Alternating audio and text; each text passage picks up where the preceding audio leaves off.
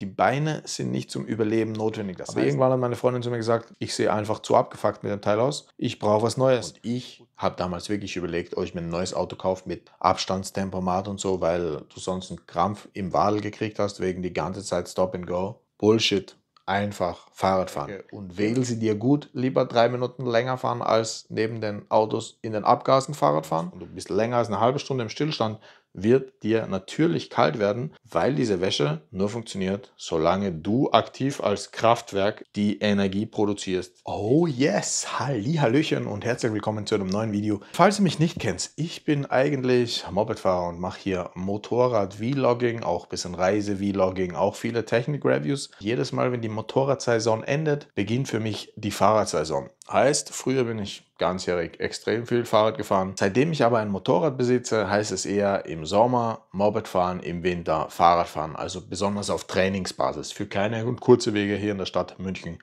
nehme ich sowieso immer mein Fahrrad, einfach am gemütlichsten, und man tut auch was für seinen Körper. Falls ihr diesen Kanal auch noch nicht kennt, gerne dieses Video hier, verlinkt unten in der Videobeschreibung. Ich bin letztes Jahr von München nach Wien 427 Kilometer nonstop in 24 Stunden mit dem Rennrad gefahren und habe dafür auch quasi im September zum Trainieren angefangen. Das heißt, ich habe den ganzen Winter durch trainiert und kann deshalb sagen, diese Ausrüstung erfüllt zu 100% den Zweck, weil ich mehrere tausend Kilometer auch mit dem Rennrad, auch bei 0 Grad zurückgelegt habe, um die Kondition für diese Fahrt zu erreichen. Ich habe auch echt bei 0 Grad Außentemperatur 300 Kilometer nonstop zurückgelegt. Ich finde, die passende Kleidung fürs Fahrradfahren zu finden, besonders wenn man jetzt eine längere Strecke in die Arbeit pendelt oder wenn man auch bei 0 Grad gewisse sportliche Touren absolviert, ist nicht ganz so einfach, und deshalb wollte ich auf jeden Fall mein Wissen mal mit euch da draußen teilen. Vielleicht hilft es ja dem einen oder anderen. Unten in der Videobeschreibung findet ihr auf jeden Fall die gesamte Liste an Produkten, die ich hier habe und die ich besitze. Ja, diese ganze Gore Windstopper Kleidung, die ist natürlich relativ preisintensiv. Früher bin ich einfach nach dem Zwiebelprinzip im Sinne von ganz normales Unterhemd, Shirt, irgendein Pulli und einfach noch ein Pulli drüber, darunter eine Jeans, in der Stadt biken gewesen. Aber das Ding ist, in der Regel kaufst du dir einmal so ein Stück und ich würde sagen, es hält locker 5 bis 7 Jahre. Wenn es dich auch mal auf die Schnauze legt, kein Problem. Die sind in der Regel sehr robust, wenn du jetzt nicht immer das perfekte Outfit haben musst, das 1:1 aussieht wie nagelneu aus dem Geschäft. Gar kein Problem. Ich bin mit meinem Mavic Windbreaker damals, ich würde sagen, das geilste Kleidungsstück, das ich jemals besessen habe, locker 7 bis 10 Jahre rumgefahren. Hat immer gepasst. Mein Teaser an dieser Stelle ist auch eine perfekte Schicht für Motorradfahrer. Dazu aber ein separates Video. Back to topic. Ich finde, man sollte auf jeden Fall unterscheiden zwischen 2 Einsatzgebieten. Einerseits, du willst ohne zu schwitzen mit deinem Fahrrad einfach in die Arbeit fahren, unverschwitzt dort ankommen, 8 Stunden arbeiten und gegebenenfalls beim Nachhausefahren ein bisschen Stoff geben. Du kommst ja zu Hause an und kannst es quasi in die Wäsche werfen, dich umziehen. Oder die zweite Art, Fahrrad zu fahren, du gehst einfach raus, Fahrrad fahren für eine Trainingseinheit. Dieses Video richtet sich auf jeden Fall nur auf die kalte Jahreszeit. Soll heißen, unter 10 Grad von Herbst bis Frühjahr. Genau, im Sommer kann sich hoffentlich jeder richtig anziehen. Für den Weg zur Arbeit gibt es vor allem ein Ziel, und das heißt nicht schwitzen. Mir war es in meinem Leben die ganze Zeit sehr schwer, Fahrrad zu fahren und dabei nicht zu schwitzen, weil ich vor allem das Auspowern am Fahrradfahren auch besonders geil finde. Dementsprechend, wenn ihr auch immer nach dem Fahrradfahren schwitzt, dann gibt es nur ein Rädchen, an dem man drehen kann, das ist die Geschwindigkeit. Das heißt, ihr müsst lernen, bewusst so langsam zu fahren, dass man nicht schwitzt. Das ist eine eigene Kunst. Irgendwo zwischen 25 und 30 Lebensjahren habe ich es dann irgendwann gemeistert, aber auch quasi nur, weil ich wollte und indirekt musste. Ich bin täglich zweimal 17 Kilometer zur Arbeit und wieder zurückgependelt und wollte dort halt einfach nicht immer komplett verschwitzt ankommen. Und dann hast du quasi noch ein kleines zweites Stellrädchen. Das ist aber eigentlich nur das Outcome vom ersten Rädchen, und zwar die Zeit. Viele Leute sind natürlich permanent in Eile, und wenn du natürlich permanent in Eile bist, musst du auch permanent Gas geben, damit du ja deinen Zeitplan schaffst. Heißt zum Beispiel, du musst dein Kind in die Arbeit bringen, du hast dafür 20 Minuten. In der Regel braucht es aber 30. Natürlich startet man in der Regel nicht so, dass man 30 hat. In der Regel läuft es immer auf die 20 hin. Dann muss man wieder schnell sein. Das heißt, wenn man das wirklich lernen will, lieber 10 Minuten früher aufstehen, 10 Minuten früher in die Arbeit starten oder jeglichen Weg, den man noch vorhat und dafür ganz in Ruhe fahren lernen. Das sind mal die Voraussetzungen, wie man es schaffen kann, mit dem Fahrrad gemütlich zu welchem Ziel auch immer im Winter zu pendeln, dabei nicht zu unterkühlen und auch nicht zu verschwitzt zu sein. Jetzt kommt zur Kleidung. Was würde ich empfehlen? Auf dem Weg zur Arbeit ist es natürlich sehr unterschiedlich. Bist du ein Mann? Bist du eine Frau? Hast du gewisse Kleidungsvorschriften in der Arbeit? Best Case natürlich für einen Weg in die Arbeit. Du hast ein legeres Arbeitsumfeld und du kannst da einfach mit Jeans und einem Pulli ankommen. Für die Damen mit einem Rock zum Beispiel und der Strumpfhose wird es im Winter natürlich schon deutlich frischer. Deshalb ist es hier natürlich ein bisschen schwerer, aber ich glaube, die Damenwelt draußen hat das vollkommen drauf, sich das perfekt zurechtzurichten, wenn man wirklich mit dem Fahrrad auch im Winter in die Arbeit fahren will. Generell würde ich aber empfehlen, natürlich eine lange Hose. Die Beine sind nicht zum Überleben notwendig. Das heißt, die können deutlich mehr Kälte als gemütlich ist, beziehungsweise als man erwarten möchte. Natürlich soll das nicht heißen, du musst jetzt 30, 40 Minuten dir die Haxen abfrieren, wie man bei uns so schön sagt. In der Regel reicht eigentlich eine Jeans bei mir bis 0 Grad. Wenn man es gemütlich haben will, kann man sich darunter einfach eine lange Funktionsunterwäsche anziehen. Ich tendiere eher zu Synthetik-Funktionsunterwäsche, weil sie einfach schneller trocknet und weniger Feuchtigkeit aufnimmt, im Vergleich besonders zu Merino-Wolle. Der Nachteil, sie stinkt natürlich schneller. Keine Sorge, wenn man einen Tag gemütlich in die Arbeit pendelt, wird deine Funktionsunterwäsche auf keinen Fall stinken. Für die Schuhe gibt es so tolle Überzieher und wie ihr bei mir seht, die sehen nach den Jahren auch fertig aus. Also ich habe BMX-Pedale auch am Rennrad, die sind einfach hier angerissen, aufgerissen. Aber das Wichtige ist, dieses Gore Windstopper Material hält weiterhin perfekt. Die sind wirklich die perfekte Ergänzung zu beispielsweise ganz normalen Turnschuhen oder was auch immer du in die Arbeit anziehst. Best Case, es ist atmungsaktiv. Deshalb also ich habe eigentlich immer schwitzende Füße. Das heißt, ich habe lieber atmungsaktive Schuhe und eine Windbreaker-Membran drüber, die quasi warm hält. Dann kann der Fuß trotzdem atmen. Du versuchst ja nicht zu schwitzen, es soll einfach nur warm sein und alles ist gut.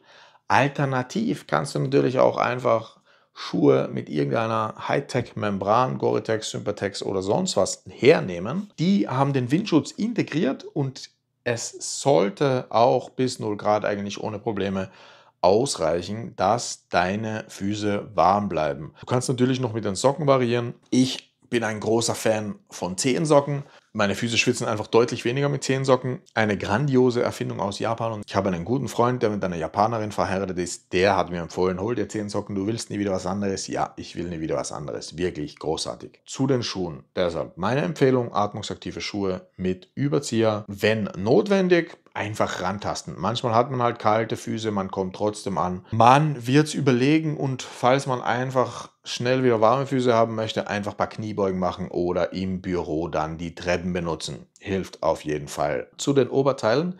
Ich persönlich würde sagen, also ich habe sogar hier zu Hause jetzt ein langärmeliges Shirt darunter mit einem kurzärmeligen Shirt darüber. Heißt einfach, es ist gemütlich und warm. Bin ein bisschen kälteempfindlich. Auch fürs Fahrradfahren würde ich ein langärmeliges Funktionsshirt nehmen. Und je nachdem, wie man sich kleiden will, darüber dann einfach einen Pullover, darüber ein normales T-Shirt. Sieht vielleicht auf den ersten Blick ein bisschen ungewohnt aus im Office, aber ist ganz normal. Also ich bin auch so schon sehr oft in Offices rumgelaufen und ehrlich, glaube, in meinem Leben hat mich vielleicht einmal jemand darauf angesprochen, habe ich einfach gesagt, ja, ich finde die Kombination perfekt fürs Fahrradfahren. Du hast ein lockeres Shirt, unterhalb warm. Darüber dann noch, jetzt kommt es auf keinen Fall zu viel. Ich würde sagen, kann sein, dass eine Jacke dann schon reicht, wenn man eine anständige Winterjacke hat. Oder man nimmt wirklich den Zwischenschritt mit Pullover noch. Pullover ist äußerst gefährlich, weil eigentlich muss dir, wenn du aufs Fahrrad steigst, leicht frisch sein, weil dein Körper generiert ja Wärme. Besonders durch Funktionsunterwäsche wird der Effekt meistens noch verstärkt. Wenn du darüber dann noch eine Schicht hast, wird das quasi auch ein bisschen am Körper gehalten.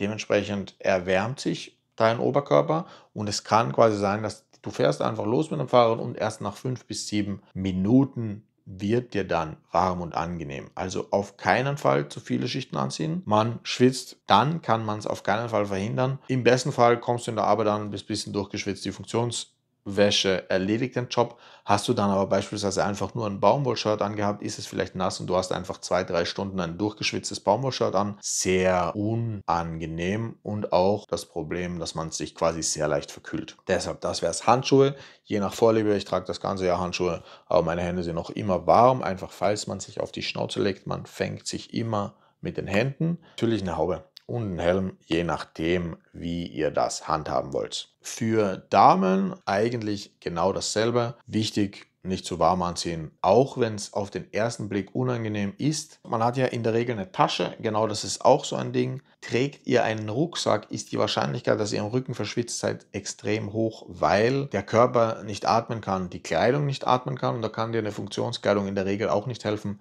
Die trocknet halt nur wieder schneller. Das heißt, wenn ihr wirklich ins Office fahrt und ihr habt quasi immer euren Laptop oder immer irgendein Gepäck dabei, montiert euch vielleicht einen Fahrradgepäckträger, irgendwie eine Seitentasche, reicht auch vollkommen.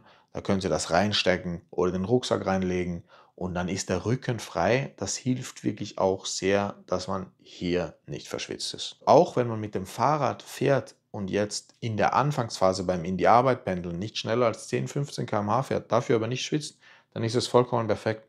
Setzt euch nicht selbst unter Druck, fährt einfach ein gemütliches Tempo, schaut, dass eigentlich wirklich keine Last auf den Beinen ist, sondern einfach mehr das Rollen aufrechterhalten und dann wird das schon. Auch kleine Anpassungen während dem Fahren sind unbedingt erwünscht und notwendig. Das heißt, wenn euch zu warm wird, macht gerne die Jacke auf. Schaut natürlich, dass es euch nicht auf den Hals blast, also habt einen Schal, so einen Schlauchschal oder irgendwas anderes Warmes um euren Hals, weil so 0 Grad auf den Hals endet meistens sonst in Halsweh. Auf den Oberkörper ein bisschen frische Luft und auch unter die Winterjacke gar kein Problem. Da freut man sich in der Regel. Und wenn ihr auch während dem Fahren spürt, euch ist wirklich deutlich zu warm, bleibt stehen, nehmt euch die Zeit wieder mal. Genau, zieht einfach eine Zwischenschicht aus, packt sie in eure Tasche, fahrt einfach so weiter. Ist wirklich viel besser, als wenn du jetzt 40 Minuten fährst und nach 20 Minuten spürst, es ist mir viel zu warm, ich brauche deutlich weniger. Man denkt sich aber, nee, ich bin zu faul und ich habe sowieso Zeitstress, ich muss pünktlich sein, da startet auch gleich ein Meeting, wenn ich ankomme. Dann wird man halt verschwitzt sein und sich gegebenenfalls verkühlen. Aufpassen. Dann Kleidung, Empfehlung Nummer 2. Und zwar, ich sehe es hier schon die ganze Zeit, meine Funktionskleidung für, man möchte wirklich abliefern im Winter und einfach mal geil eine schnelle Runde mit dem Fahrrad drehen. Deshalb jetzt Teil 2 mit Sport. Wir fangen wieder unten an. Also deshalb, ich habe eigentlich auch lieber Boxershorts, aber für Fahrradfahren und für Wintersport ist so ein sogenannter Eierkäfig wirklich der Wahnsinn. Das Zeug hier, finde ich, Puma erfüllt wirklich voll den Zweck. Funktionswäsche, trocknet super schnell und ja, die Unterwäsche ist auch sehr gerne schnell verschwitzt. Dann kann man einfach nichts machen. Man hat einfach 2, 3 Stunden eine feuchte Unterwäsche und ist quasi gefangen in diesem Dilemma. Dann Socken kann man ja variieren, dickere oder dünnere, je nachdem, was mit den Schuhen und so und wie das so zusammenspielt. Genau, Helm, wenn man will. Ich finde, die Freiheit sollte noch sein, dass man Fahrradfahren auch ohne Helm darf. Dann eine Haube. Wichtig auch hier, nasse, durchgeschwitzte Haare sind beschissen. Dementsprechend auch eine Haube einfach aus leichtem, atmungsaktivem Material. Unter dem Helm ist es sowieso generell wärmer. Wenn es natürlich sehr kalt ist, kann es sein, auch solange du noch nicht warm bist und nach außen Wärme abgibst, dass hier die Kälte reinkommt und es dir frisch erscheint. Ändert sich auch nach 5 bis 10 Minuten Fahren. Wenn ich auf Power aus bin, ist das quasi auf jeden Fall die Wahl. Dann eine, und ja, die ist echt hart mitgenommen, ihr seht es, aber hält ewig, eine Funktionsunterhose, die man quasi entweder unter der Jeans anziehen kann oder wenn es jetzt zwischen 0 und minus 10 Grad geht, habe ich hier eine Gore Fahrradhose. Ja, ich liebe den Style auch nicht wirklich, aber man kann auch einfach eine BMX oder Dreiviertelhose drüber anziehen, wenn man das will. Aber genau, wenn es wirklich gegen minus 10 geht, dann ziehe ich wirklich diese Hose noch unter der Windbreaker-Hose an. Erfüllt den Job perfekt. Dann geht's weiter hier. Bandana habt ihr schon gesehen. Ich habe mir da einfach mal 2 zusammennähen lassen. Genau, ich habe hier Akrapovic auf der Innenseite, Spartan auf der Außenseite, weil eins war mir zu kalt. Es gibt aber wirklich auch von Gore spezielle, die hier quasi Windbreaker-Technologie wieder haben. Ich habe sowas fürs Motorradfahren. Ist eigentlich auch optimal. Aber ja, man braucht etwas, das auf jeden Fall den Hals warm hält, damit man kein Halsweh bekommt. Hier auch ein normales Funktionsshirt. Wenn man will, würde ich eben auch auf den Weg für die Arbeit empfehlen, aber nehme ich quasi auch für den Sport. Jetzt kommt's.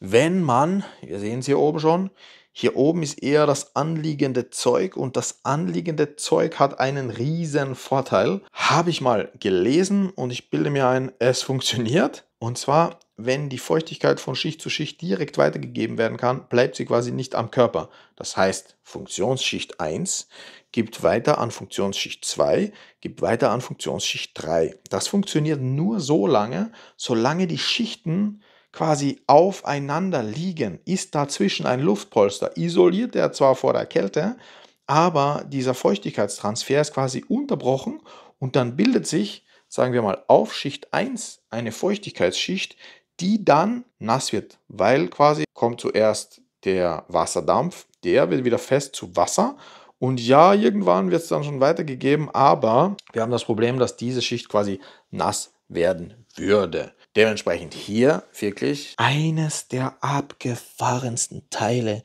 die ich hier hatte. Und ich weiß nicht, ob man das erkennen kann, aber diese Schicht, also das ist quasi vorne irgendeine spezielle Membranschicht, die absolut Windbreaker ist für wirklich sehr kalte Temperaturen. Aber hinten hat es quasi nur den Hauch von etwas. Ich würde das Ding wirklich mit einer Strumpfhose vergleichen. Also das ist nichts. Das ist quasi über den gesamten Bereich hinten. Und ja, das ist wirklich der abgefahrenste Base Layer, den es gibt. Also im Verhältnis zu dem, das ist quasi einfach zum Wandern, das hält warm, das ist cool und das funktioniert, aber das ist kein Windbreaker. Das kannst du einfach gemütlich anziehen unter einen Hoodie bei 15 Grad und es ist einfach warm. Okay, aber das Ding ist wirklich ganz ein neues Level. Kein Witz. Diese Schicht, einfach Base Layer mit Windbreaker, das ist quasi ein sehr dicker Stoff, auch dieses Gore-Tex Infinity Zeug. Es ist quasi innen fast wie so eine Art Vlies. Also wirklich auch ein Stoff, ich würde sagen dicke 2-3 mm. Wenn du das mit dem kombinierst und Vollschub gibst, das heißt, ich würde wirklich sagen Puls 160, 150, 160, je nachdem im Schnitt. Wenn du die beiden Schichten kombinierst, kannst du tatsächlich auch bei 0 bis 10 Grad noch draußen fahren, weil es von vorne quasi den Wind so gut abhält und von hinten super atmungsaktiv ist und du kannst einfach fahren. Du musst aber wissen, wenn du eine Panne hast und irgendwie den Reifen flicken musst und du bist länger als eine halbe Stunde im Stillstand, wird dir natürlich kalt werden, weil diese Wäsche nur funktioniert, solange du aktiv als Kraftwerk im Zentrum die Energie produzierst, die dann gespeichert wird. Und dann gibt es quasi noch diesen Mid-Layer. Ich wollte einfach nicht, dass alles schwarz ist. Habe mir hier orange gegönnt. Aber das Ding, also ich sehe, keine Sorge, falls ihr das auch nicht mögt, ich sehe in diesem allen aus wie eine Wurst. Und ich habe eigentlich damit und mit dem Leben quasi abgeschlossen. Man muss einfach aussehen wie eine Wurst, wenn man es angenehm warm haben will. Eben, außer du willst cool aussehen, dann ziehst du einfach hier den Spartan Hoodie drüber, den ich mir auch mit Trifecta natürlich verdient habe.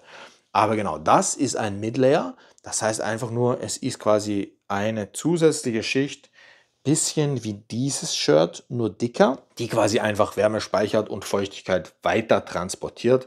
Also wenn es wirklich gegen 0 Grad geht und man vielleicht auch ein bisschen gemütlicher fahren will oder halt unter 0 Grad, dann ziehst du quasi diesen Midlayer zwischen der Schicht außen und der Schicht an. Wenn es wirklich, wirklich, wirklich kalt wird und man vielleicht einfach gemütlich fahren will, also nicht ganz Vollschub, habe ich es auch echt schon mal gemacht. Diese 3 Schichten und den Hoodie drüber, hast du eine legere Optik und alles funktioniert perfekt. Also hier nochmal zusammengefasst, das ist mein gesamtes Outfit für Vollschub geben und es funktioniert perfekt. Genau, ich bin auch wirklich mit diesem Outfit nach Wien gefahren. Ich hatte nur einen anderen Windbreaker. Also, ich hatte diesen Mavic Windbreaker und kein Witz, der wurde einfach eingestellt und meiner war dann schon so fertig. Ich habe ihn wirklich geliebt, aber er war halt wirklich fertig, keine Ahnung. Ich hatte es damit mindestens 3 bis 5 Mal auf die Schnauze gelegt. Er war natürlich hier abgeschürft, auf der Schulter abgeschürft, durch Überrollen und ähnliches. Ja, ein bisschen mitgenommen, aber er hat den Job erfüllt.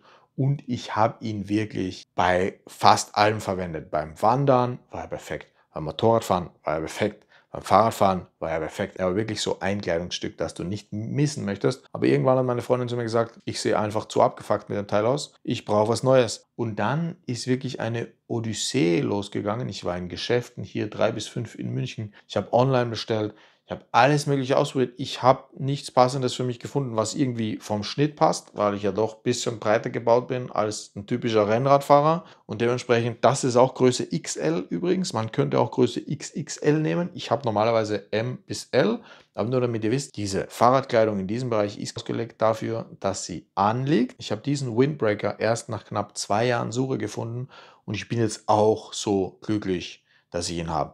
Genau, er ist mir auf jeden Fall auch subjektiv gefühlt eine Stufe zu anliegend, aber ich habe mich damit abgefunden, wenn du bei 0 Grad da draußen Fahrrad fährst, dann ist es einfach egal. Das passt schon. Wenn ich will, dass ich anders ausschaue, ziehe ich einen Hoodie drüber und wenn es mir einfach egal ist, weil ich einfach mich 90 Minuten, 2 Stunden auspowern will, dann fahre ich halt einfach so. Mittlerweile habe ich auch ein Rennrad, deshalb darf man auch so aussehen. Wenn du auf einem Mountainbike fährst, finde ich es bis heute noch komisch, anliegende Klamotten zu tragen. Passt mir einfach nicht. Ich hoffe, das Video hat euch gefallen und ich hoffe, ihr habt alle so viel Freude oder ihr werdet sie auf jeden Fall finden, wie ich beim Fahrradfahren, weil es ist wirklich, ich setze mich auf ein Fahrrad, ich bin glücklich, ich setze mich auf ein Motorrad, ich bin glücklich. Es ist egal, sogar ob es regnet. Ich habe einfach immer Freude auf 2 Rädern. Ich glaube, dieses Feuer kann man nicht bei jedem entfachen, muss es ja aber auch nicht. Vielleicht hast du einfach Freude, dass du ein paar Kalorien verbrannt hast zum in die Arbeit fahren und dir eine Leberkässemmel aufs Haus gönnen kannst. Oder du freust dich einfach, dass du allgemein ein bisschen fitter bist. Oder du freust dich vielleicht einfach, dass du was Gutes für die Umwelt tust und dein Motor beim Auto oder Motorrad auch tatsächlich nicht kalt startest und wieder kalt abstellst, gefühlt für 10 Minuten zur Arbeit fahren. Oder du freust dich vielleicht einfach, dass du nicht 30 Minuten im morgendlichen Stau gestanden bist, weil 5 Minuten vor dem Stau, 15 Minuten nach dem Stau warst du wieder 50 Minuten unterwegs. Eigentlich war es nur Stau. Ja, so ist bei mir wirklich die ganze Sache mit auch im Winter 17 Kilometer zur Arbeit pendeln losgegangen, weil der Öffi-Weg waren ungefähr 50 Minuten bis eine Stunde, der Autoweg war ungefähr 45 bis 50 Minuten, aber du bist eigentlich konstant im Stau gestanden und dann war dann noch der Fahrradweg, auch mit 45 bis 50 Minuten und du hast jeden Morgen in der Regel oft je nach Fahrstrecke und wähl sie dir gut, lieber 3 Minuten länger fahren als neben den Autos in den Abgasen Fahrrad fahren. Also fährst du halt einfach mit dem Fahrrad, genießt den Morgen, bist fit, gönnst dir ein anständiges Frühstück, hast ein bisschen Energie, hast was für den Körper und den Geist gemacht. Es ist wirklich toll. Ich habe damals wirklich überlegt, ob ich mir ein neues Auto kaufe mit Abstandstempomat und so, weil du sonst einen Krampf im Wadel gekriegt hast wegen die ganze Zeit Stop and Go. Bullshit. Einfach Fahrrad fahren. Dementsprechend, ich hoffe, das Video hat euch gefallen. Lasst auf jeden Fall ein Like und ein Abo da. Checkt auf jeden Fall mal die Tour Race Vienna. Ich finde, haben auf jeden Fall noch viel zu wenig Leute gesehen. Also lasst das krachen. Bis bald. Ride hard, ride safe. Tschüss.